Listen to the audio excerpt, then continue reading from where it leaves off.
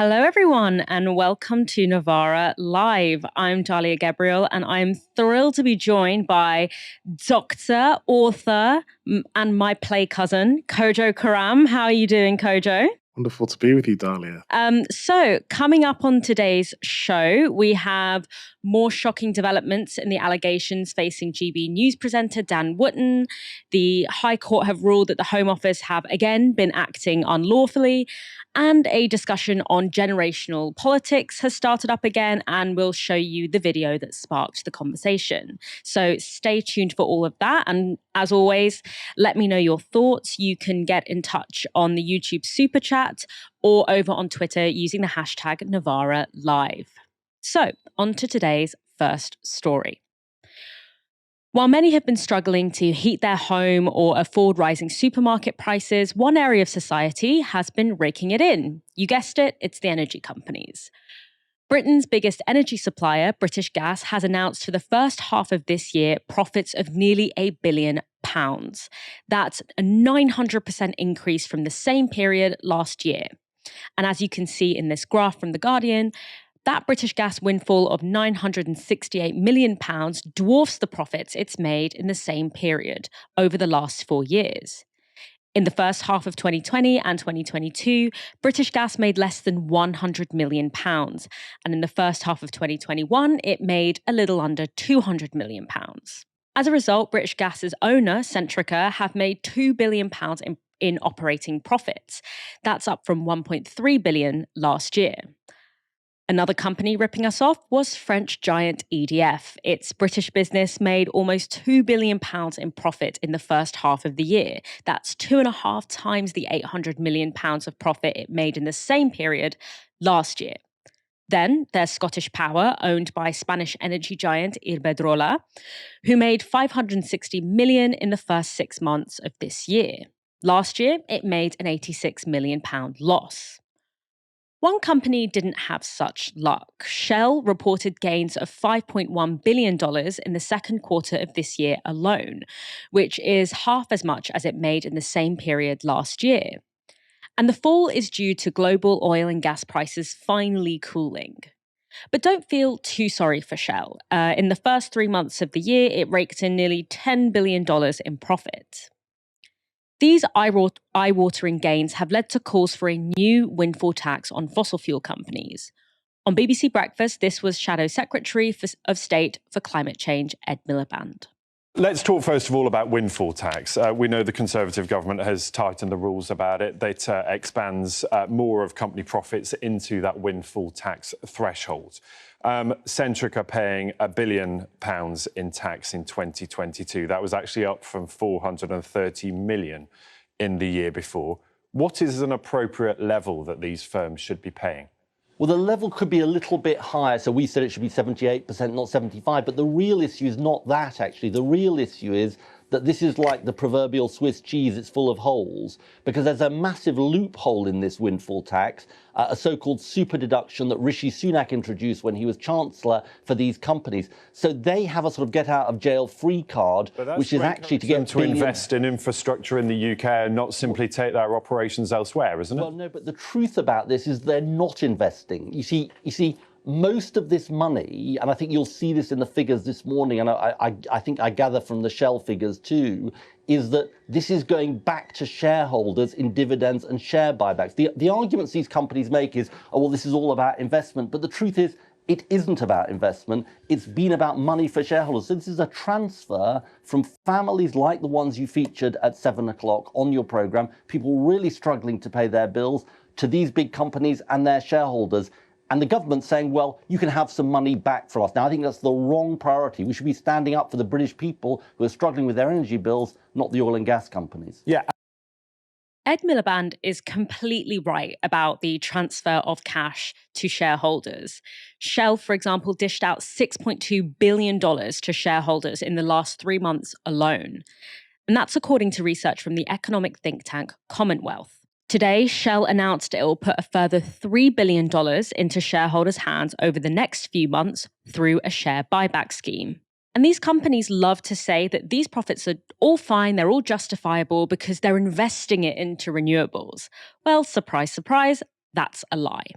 More research from Commonwealth shows that in the months from April to June, Shell paid out nearly 11, and I'll say that again, 11 times more to shareholders than it invested in renewables. Shareholders got £6.2 billion. The future of the planet, i.e. all of us, a paltry £500 million. And even worse, it invested more than 5 times as much in fossil fuels than it did in renewables, with $3.1 billion going to oil and gas infrastructure. These shocking profits and shareholder handouts led Greenpeace activists to take action outside Shell's headquarters this morning. And here's activist Maya Darlington telling me about that action earlier today. This morning, Greenpeace activists went down to Shell HQ to rebrand their offices with probably the most accurate ad that they've ever had.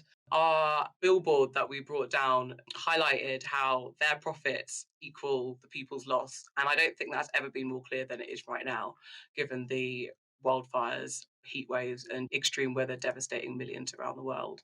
Bringing that link between extreme weather that we're seeing and fossil fuel companies landing that responsibility literally at their door is really key to demanding change and showing who needs to be paying for these impacts of climate change and the cost of living that people are experiencing right now.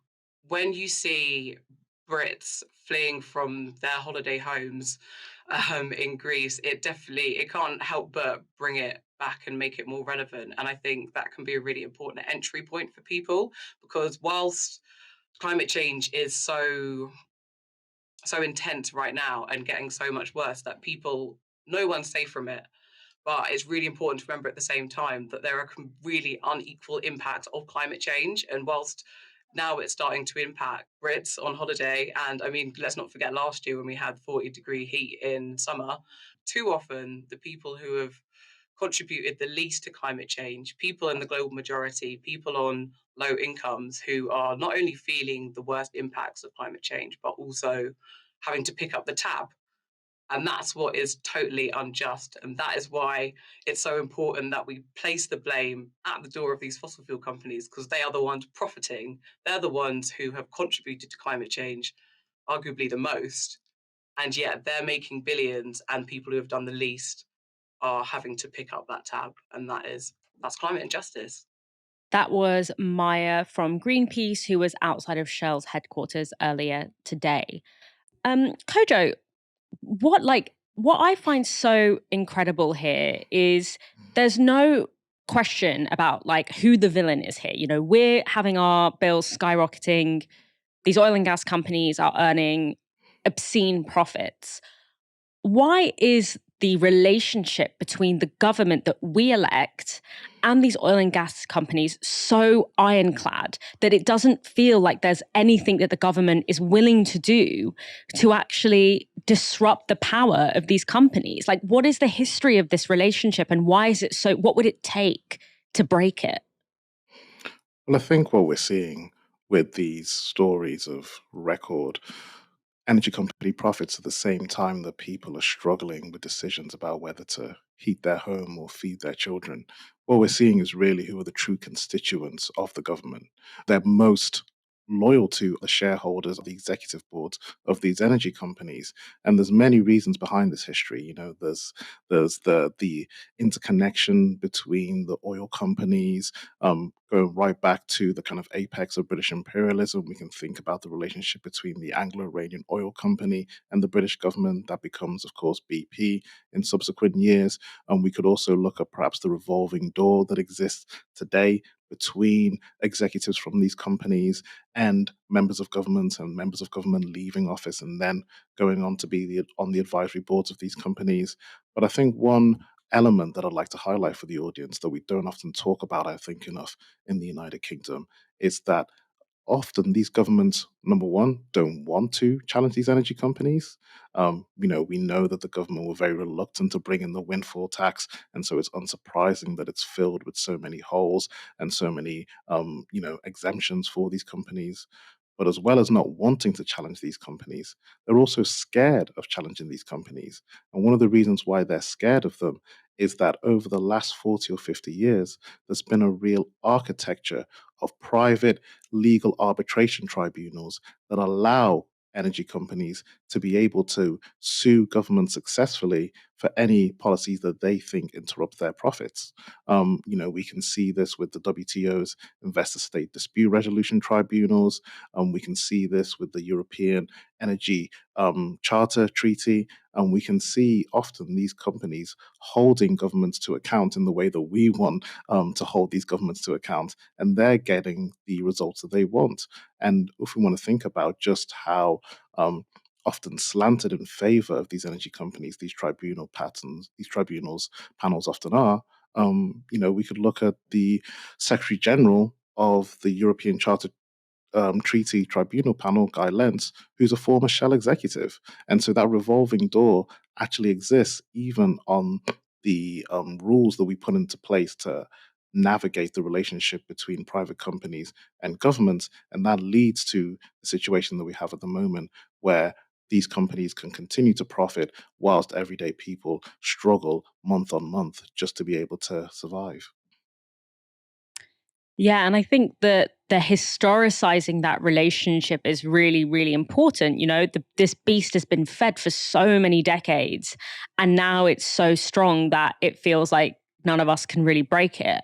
For anyone who wants to know more about that history of that relationship between governments of Britain and these oil companies, you should definitely check out Kojo's book. It's called Uncommon Wealth, and he goes into that with some really cool research. And also, when you finish reading that, then join some actions to try and break the power of these fossil fuel companies. So back to the actual impact of all of this, the Met Office has released a stark report on Britain's climate future. And it argues that 2022, the hottest year since records began in 1884, gives an insight into the future UK climate. By the end of the century, it says 2022 will in fact be considered a cool year. But it's not just temperatures that are changing. Sea levels along Britain's coastlines have been rising too. This graph from the report shows that since 1900, the sea level around the UK has risen by almost 20 centimetres, and more than half of that rise has happened in the last 30 years. Scenes from Southern Europe and North Africa this month have been a shocking demonstration of how quickly climate catastrophe can accelerate. And now UN Chief Antonio Guterres has issued a terrifying warning to the world. And for scientists, it is unequivocal. Humans are to blame. All this is entirely consistent with predictions and repeated warnings. The only surprise is the speed of the change. Climate change is here, it is terrifying, and it is just the beginning. The era of global warming has ended, the era of global boiling has arrived. The air is unbreathable, the heat is unbearable, and the level of fossil fuel profits and climate inaction is unacceptable. Leaders must lead. I'm just going to repeat that. The era of global warming has ended. The era of global boiling has arrived. That is horrifying, almost as horrifying as the air being unbreathable, which he also said. But July isn't just set to be the hottest month on record. It's also set to smash previous global temperature records. In this graph from The Guardian, the red line tracks the daily global average air temperature measured at 2 meters above the ground or sea. The blue lines show the previous hottest averages. So 2016 is light blue, 2022 is dark blue. And as you can see, temperatures since about May have been significantly higher than in previous years and much higher than the grey lines, which show all years from 1940. According to researchers, the average temperature this July is now 1.5 degrees higher than the average before industrialization. Guterres went on to say this: "It is still possible to limit global temperature rise to 1.5 degrees above pre-industrial levels and avoid the very worst of climate change, but only with dramatic, immediate climate action." Dramatic and immediate climate action. Surely our government will be taking note. Well, of course not.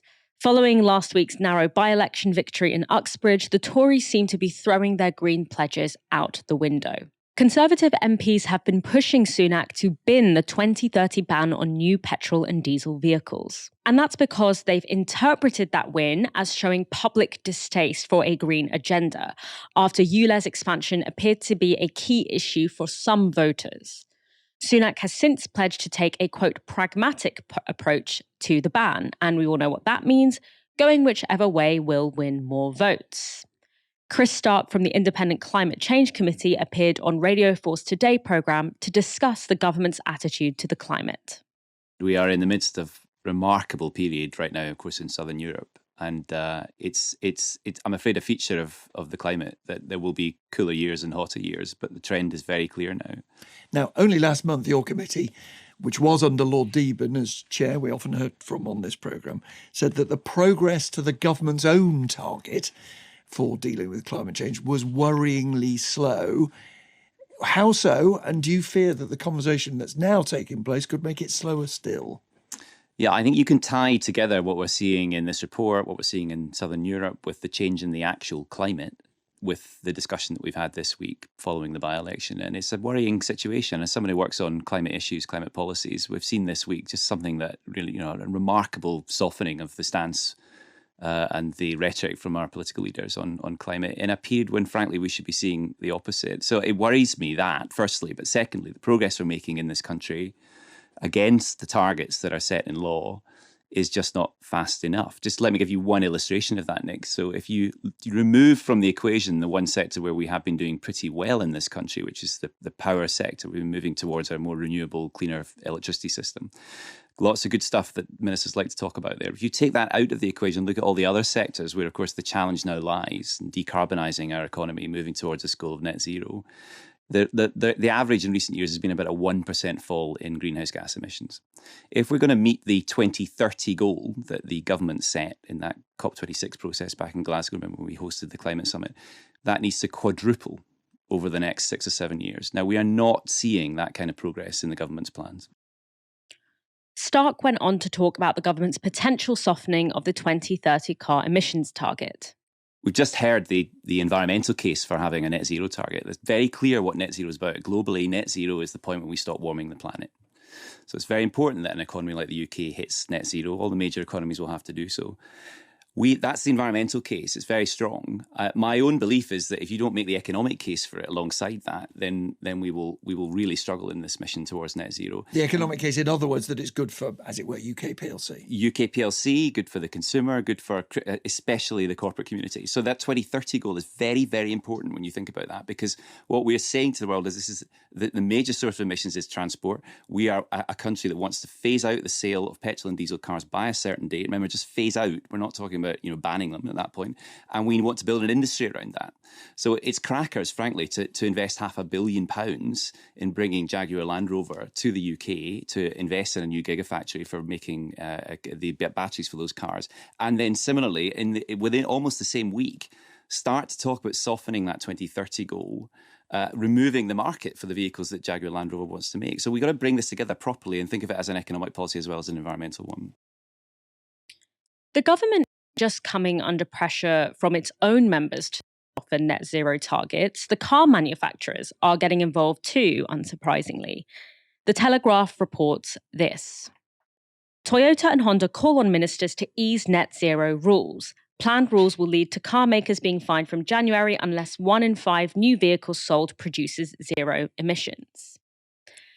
So net zero proposals due to come into force next year say at least 22% of a company's new UK car sales must produce zero emissions from January 2024.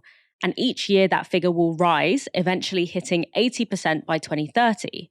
After that, an outright ban on new petrol and diesel vehicles will come into force, and companies that don't meet the target will have to pay fines of £15,000 for every non-zero emissions car sold beyond the thresholds.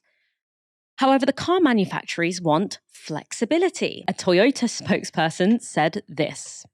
The auto sector works on product cycles of 5 to 6 years, so we welcome appropriate flexibilities to be included during the early years to give a range of manufacturers time to adapt.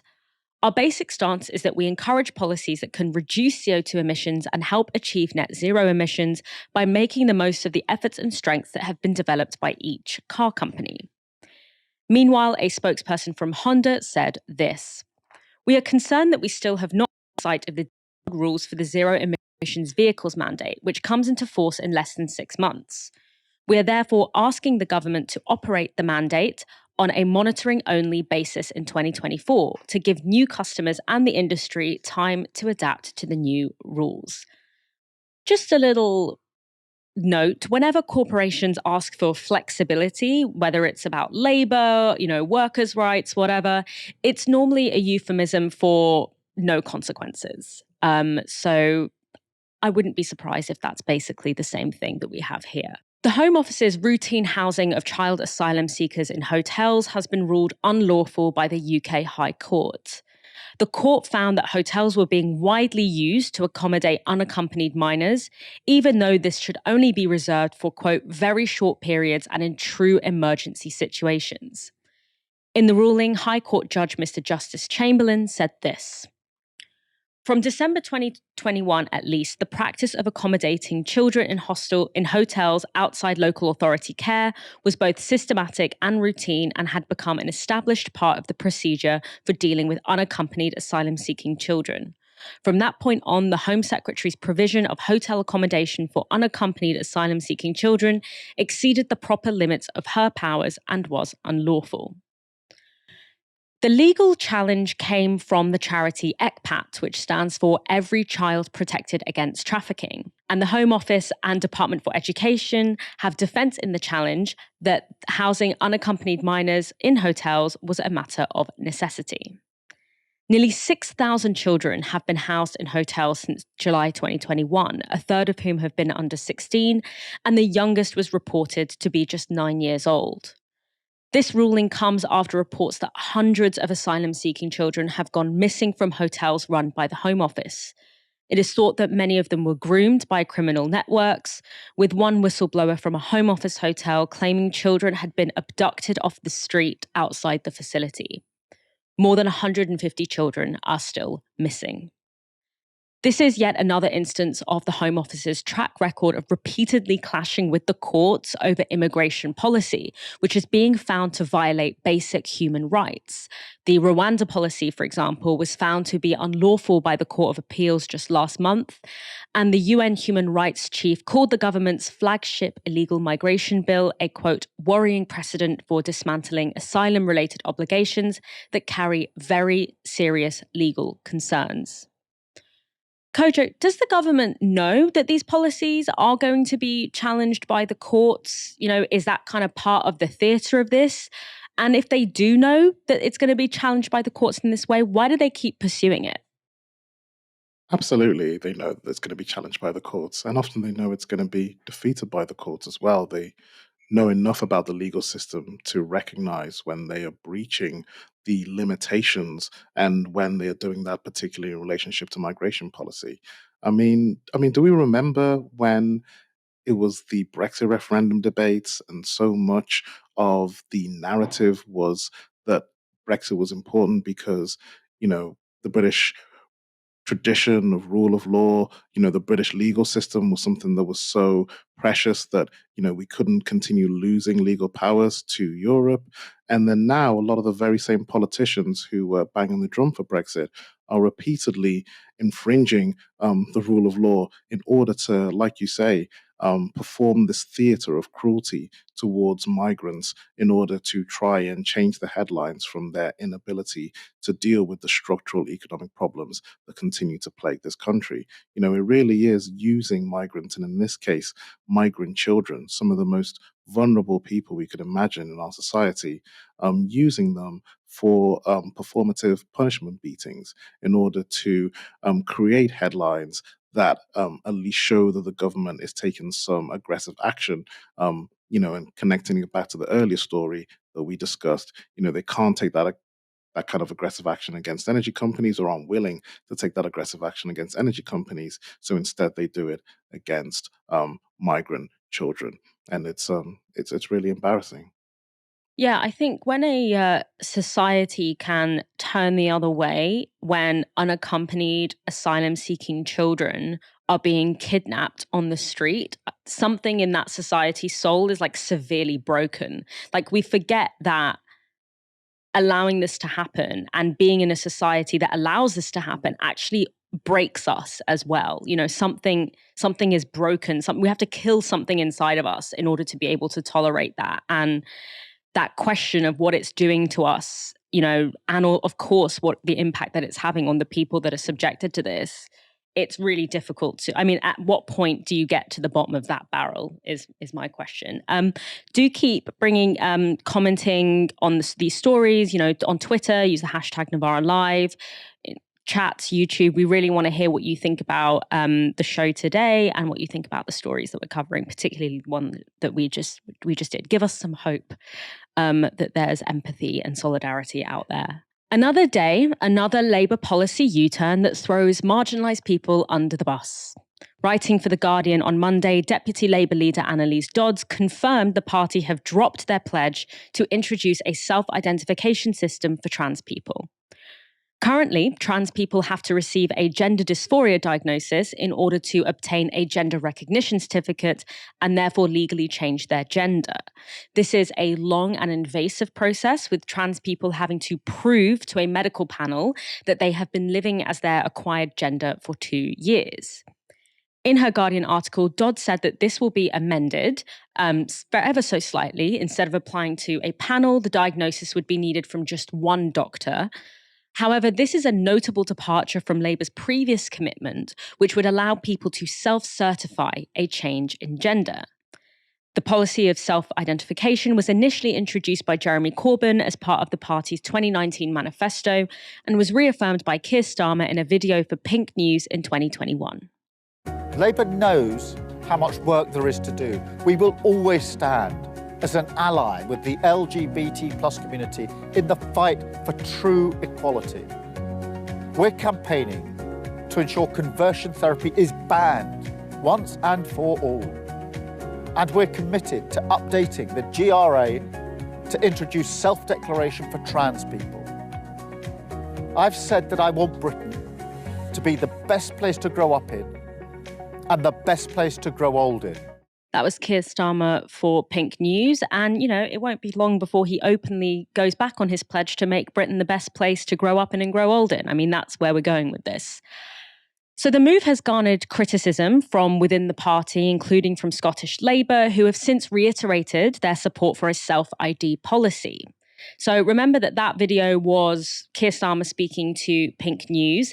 So now, just a couple of years later, we have Pink News reporting the impact of the U-turn on this policy, with Alex Chilvers, a spokesperson for activist group Labour for Trans Rights, saying this to Pink News.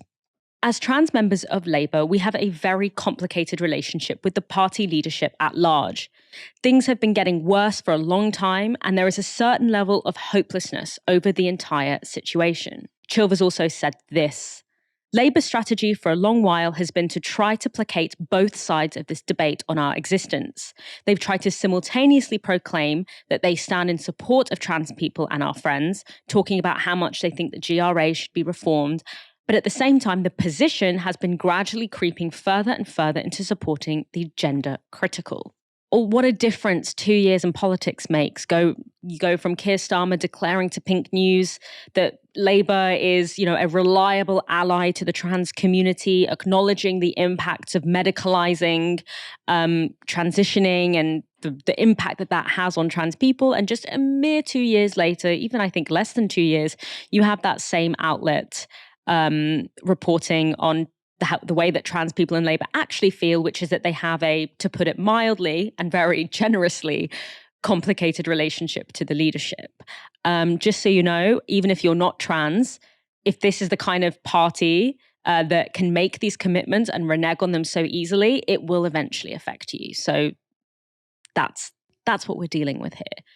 But this isn't just a sign of a divided Labour Party, it's also a sign of a divided union, where Labour looks set to pander to the perceived prejudices of English voters south of the border and bow to a culture war started by the Tories. And the price they're prepared to pay, of course, respect and basic rights for trans people in England. Byline Times has released the fourth instalment of its 3-year investigation into GB News presenter Dan Wootton, and the newest allegations are likely to have his old employer, The Sun, carefully checking its books. So, Dan Wootton paid porn stars with Sun's Depp money for covert catfish sex videos. In the fourth part of its 3-year special investigation, Byline Times reveals how the GB News presenter and Mail Online columnist used News UK cash to pay male adult actors to secretly film themselves having sex with men he had targeted on Facebook. So we've already covered allegations that Wootton used the pseudonyms Martin Branning and Maria Joseph to catfish, and in one case allegedly blackmail men into sending him explicit photos and videos. But the allegations in the new Byline report involve Wootton operating out in the open. So according to Byline, Wootton, quote, rented the Facebook profiles of at least 3 adult performers. Once he had access to the accounts, he would target gay men posing as the porn stars and trick them into meeting for sex. Unbeknownst to the men, their encounters with the porn actors would be covertly filmed, and one of the adult performers told Byline this. Dan used to pay us anywhere between £300 and £500 to use our Facebooks. I didn't know these people he was messaging. It was all males. He was messaging as me, basically.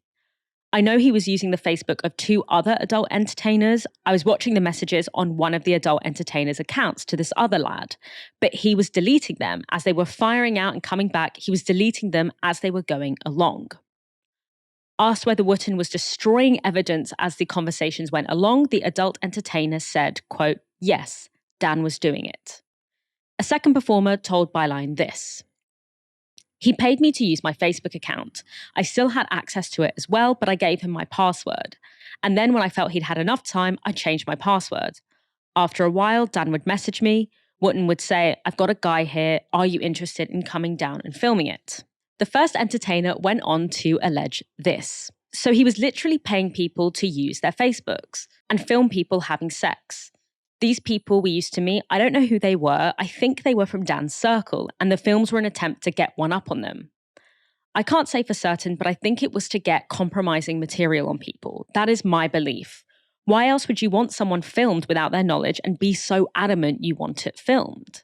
The article goes into a specific case involving the 2 actors. In 2016, Wootton allegedly met the 2 porn stars outside the Sun's office in London Bridge. There he is said to have issued them with details of the target and gave them filming equipment and instructions. The first actor told Byline this. There were 2 cameras and an iPad we had to pick up from Dan from the Baby Shard. That's the nickname of the Sun's office in London. I was in the back of the car when Dan got into it. The guy we were messaging, the target, you could tell from the content of the messages, didn't want it filmed. But Dan's like, I don't care what he says, you get in there and get the film. Before you even go into the house, get the cameras on. I want the walk-in. The actor told Wootton, quote, you can't fucking do that, Dan. To which Wootton allegedly responded, quote, don't worry about him, he'll be fine. But the 2 porn actors agreed that they wouldn't film without the target's permission. The first actor goes on to say this about what happened when they met the target. We knocked on his door, introduced ourselves, and he was like, I don't believe you. 2 porn stars want to come down and film me? And I was like, yeah, it's what we do. Basically, it's for personal use. This is what me and my mate do. We go around fucking people for a laugh. The guy could tell something was amiss. He weren't buying the story. After about 10 to 15 minutes free play, so light sexual activity, I advised him that the camera was going to come out, and he was like, no, I don't want it filmed. I don't want it filmed. I was like, okay, well, that's kind of it then. We didn't get anything on film. So we took Dan's cameras back, and he said, you boys head back to your home location and I'll sort your money out. The second actor described an occasion where a film was made, this time involving a third porn actor. The meeting took place in a hotel in East London, close to Wootton's then home. According to the actor, the target agreed to have the encounter filmed on the understanding that it was for the private use of consenting parties. He goes on to tell Byline this. We went to Dan's flat in London. He was asking us to film another chap and he wanted it secret. He wanted it filmed secretly. So we filmed that and gave it to Dan. Dan was happy with it and he paid us. I think it was £500 each. I can't remember if it was paid in cash or by bank transfer. The article also alleges that on at least one occasion, Wootton paid a porn actor using money from the Sun newspaper, where he worked at the time. Byline reports this. On 10th of June 2016, Wootton sent an email from his work address, dan.wootton@thesun.co.uk, to the newspaper's editorial clerk, registering the porn star as a new payee on its contributor payment system. The email, which Byline Times has obtained, reads, I need the second entertainer set up as a new payee, please. He needs to put down for $1,500 urgently on the Amber Heard splash from last week. Thanks, Dan. Analysis of the Sun's stories in the relevant timeframe suggests that the payment, which the entertainer confirms was not for information about Johnny Depp or Amber Heard, was in lieu of an article Wootton wrote about the Hollywood pair's private lives. Byline Times also spoke to a third man that Wootton allegedly paid to make covert recordings of targets. According to this man, he initially made secret films for Martin Branning, a pseudonym that Byline alleges was used by Wootton. Branning, he said, would pay him £250 a time. But in 2012, the man says Wootton approached him directly. This is what he told Byline. It was on Sunday during the BAFTAs while Dan was still at the Sun. I got a message from Wootton himself. He asked me to secretly record me performing a specified sex act on a man who did not know he was being filmed at a hotel room at the Savoy for money. I was secretly recording, correct, but I didn't perform any sex acts. We just drank in the hotel room. What Wootton asked me to do didn't really happen, but he still asked me to video the man without his consent. That suite was paid for by the telecoms company Orange, which sponsored the BAFTAs. These allegations have been put to Wootton, as well as the allegations made in the previous 3 installments of this investigation, but Byline has received no response from him or his representatives. Wootton has denied any allegations of criminality. Wootton and his representatives have, according to Byline Times, failed to either confirm or deny that Wootton is connected to the name Martin Branning, and News UK, which owns The Sun, has not responded to Byline's questions. It has, however, appointed a legal firm to conduct an internal investigation into the allegations against Wootton. Wootton's current employers, the Mail Online and GB News, have also not responded to questions. But while Wootton's show is still being aired on GB News, his twice-weekly column in the Mail hasn't appeared since the Byline story broke. Kojo, there is a lot to keep up with there. What do you make of this? Is this just a sex scandal story, or does this tell us something broader about how power is kind of built and maintained in these media institutions? I mean, this story just gets juicier and juicier, doesn't it? It just keeps having new chapters and new elements to it. And I think in terms of the kind of broader point, I think you're right that, this is real serious, criminal allegations that are now being put towards Dan Wootton. But in terms of the kind of broader issue around the way in which our media functions, I think that it's really significant that now it's starting to show how interwoven these alleged incidents were with his work as a journalist, with his work for the Sun newspaper. Because when we're talking about the breaching of consent of innocent parties, when we're talking about the kind of nefarious use of payments in order to gain power and gain information, we're starting to see some similarities between these stories that are now being investigated by the Byline Times and the accepted and recognized practice that we know Dan Wootton and many other Sun journalists have engaged in as part of their entertainment coverage, and we've seen also the devastating impact that that has had upon some of its victims. And, we've heard the testimonies of people like the singer and actress Lily Allen. When we think about the impact that Dan Wootton's journalistic career has had.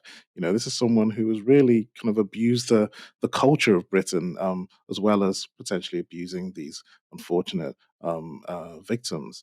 I think that when we are looking at this figure as Dan Wootton, I think we really are looking at someone who, I don't know, like, is there anyone in the British media who has got so far with so little talent and so little charisma, just with the ability to be able to kind of dig through the dirt and be able to leverage power and leverage information over people? I think that the practices that are being investigated in say a lot about what was the norm in the British media for far too long. Yeah, that's always, I feel like this story has filled a missing piece of the puzzle, because I've always been like, how did this guy go from a showbiz, like, celebrity gossip columnist to a political broadcaster that is, okay, not on one of the mainstream channels, but is frontlining a channel that unfortunately has a lot of financial backing and is becoming more prominent?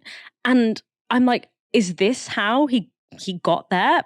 I mean, obviously this is all alleged, but it doesn't, it says a lot about the kind of broader culture about how a lot of these tabloids in particular, their entire model of journalism is about getting incriminating information on people, but it's never important incriminating information. It's not about, Centrica profits or whatever it is that we've been talking about throughout this show. It's always like just people's sex lives and irrelevant information to try and gain very petty and despotic forms of power over people. And I've always wondered how someone like a Dan Wootton can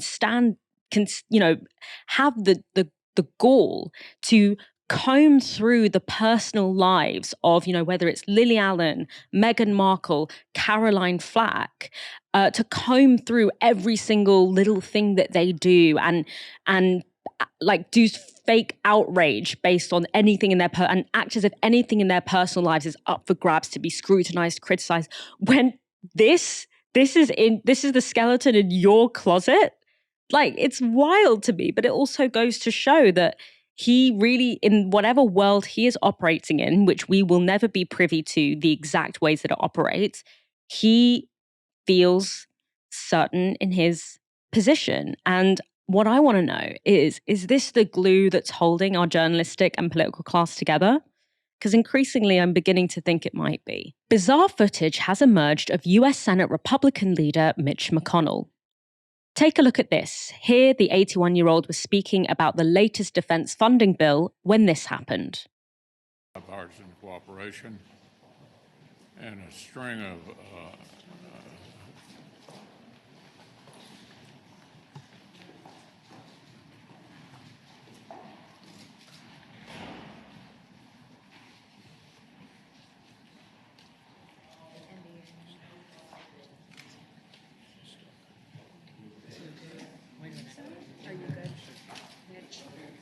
Okay, Mitch? Anything else you want to say, or should we just go back to your office? Do you want to say anything else to the press? Go ahead, John. We'll take a break. Let's go back to you. Go ahead, John.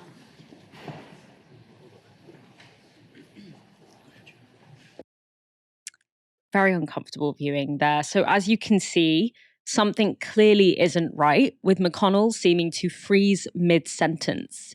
He came back 12 minutes later to continue the press conference, stating that he was fine and still able to do his job.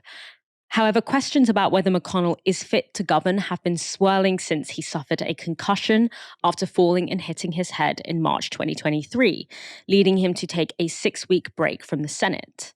And this clip has given new life to ongoing conversations about the US being a gerontocracy, a society where the ruling political class are much older than the people they govern. After all, McConnell isn't the only one. Joe Biden is the US's oldest president in history, sworn in at 78 years old, and given he is seeking re-election, he may potentially be breaking his own record soon. 90-year-old Dianne Feinstein is the oldest senator in the House, and concerns were raised about her fitness to govern after she returned from a 2-month health-related absence. physically frail and suffering from acute memory loss. What's more, there is a huge intergenerational wealth gap in the US, with boomers being 10 times richer than millennials, despite the latter making up most of the workforce. And time again in elections, we are seeing that age is a deciding factor in terms of how people vote and the politics that they hold. Kojo, the average age in the Senate is 65 years old. Is this a problem, or is it fine that, is it experience? Do we put it down to, the more experience, the better? Or what is the impact of having such an elderly ruling class?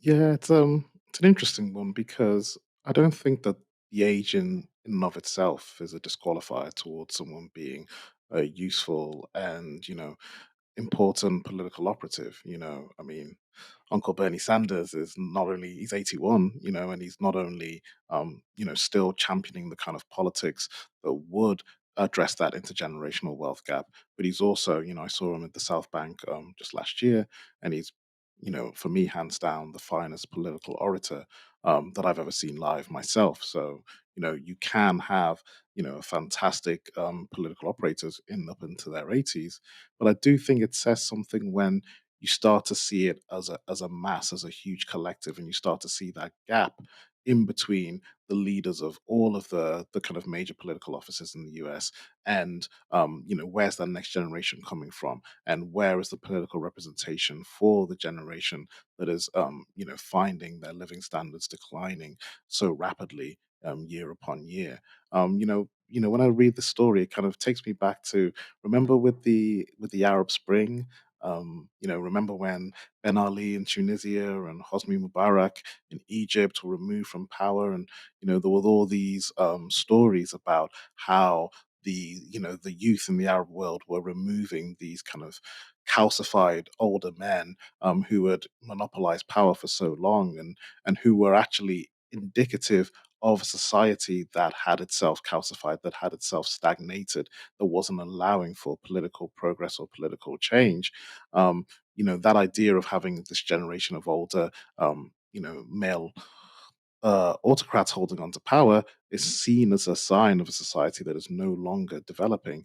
And then now we're starting to see that same dynamic in the, former heart of the free world, in the United States of America, in the place that's supposed to be dynamic, that's supposed to be vibrant, that's supposed to celebrate and almost fetishize youth.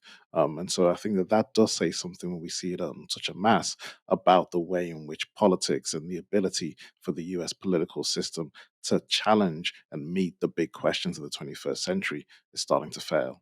Yeah, I think that you got the balance exactly right there, because I think it's really important to not, with age comes experience. Obviously, the experience that someone like a Mitch McConnell has gained is experience in how to screw over everyone. But the experience that a Bernie Sanders might gain, that's really important intergenerational knowledge. But I think it's also when you have, people who have held key strategic political positions for like decades and decades on end, where it starts to become a real problem, particularly when the material differences between generations is so stark right now. The millennial generation is the first generation to be worse off than their parents, for a really long time. And so when that generational gap is such a marker of outcomes and of political positions on key issues, it starts to it's like the average age of the ruling class is like a sign of being politically out of touch, and also a sign of not being willing to give or concede power in any way. And that becomes, of course, a real problem. And also when you see someone, with Dianne Feinstein, people who are clearly, because obviously people age differently, and you see people who are clearly struggling, and you think, why is everyone so invested in keeping this person? Because it's almost abusive. Like, why are people so invested in keeping this person here? And it's because that person is considered a reliable soldier of various interests. And it's like, we can't replace that person until we have an equally reliable person to take their place. And so it's a symbol of a much broader problem, which is that the parts of elected office that truly make an impact on our lives is being completely gatekept from anyone who diverges politically from, you know, the norm that has been established since particularly the 1980s, because a lot of these people who are now in this gerontocracy are the babies of, you know, or kind of cut their political teeth, as it were, during Thatcher and Reagan, you know, that neoliberal era. And it's about maintaining it. That's what it looks like in a lot of these cases. It's about maintaining the grip on power of people with that particular ideology. Right. So I feel like we've covered so much ground this show. Thank you so much, Kojo, for joining me tonight. I wouldn't have wanted anyone else to be by my side today. Thank you for having me, Dalia. It's been entertaining and exciting as always. And thanks everyone for watching this evening. Remember to come back tomorrow for another live stream from 6 p.m. For now, you've been watching Novara Media. Good night.